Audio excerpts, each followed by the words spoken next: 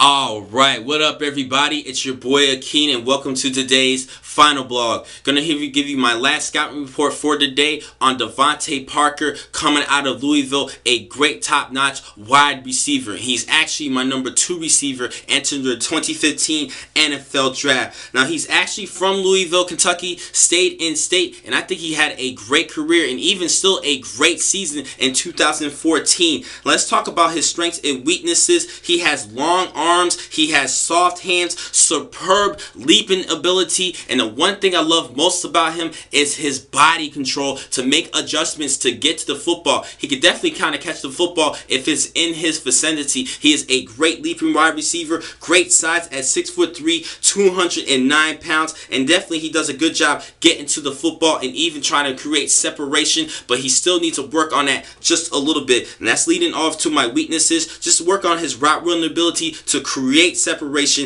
and he kind of lacks the elite speed that you want. That is due to a foot injury in which he had surgery on his foot. He was actually entering one of the most dominant, most speedy guys in college football for 2014 until that foot injury at practice in which he had constructed foot surgery. But this season, he had 855 yards on just 6 games to go along with 5 touchdowns. Just 6 games. He blew up as soon as he got back on the field, and that sold me a lot to even boost his draft status a lot more. He was within my top 10 wide receivers for the 2015 NFL Draft. I believe I had him at number 5 earlier this season, but because of what I saw when he finally came and emerged as a player late in the season, in the second half of the season, with so many yards and just so little games, I had to boost him up at number 2. And I believe between my top 3 receivers, between Amari Cooper, DeVante Parker, and Kevin White out of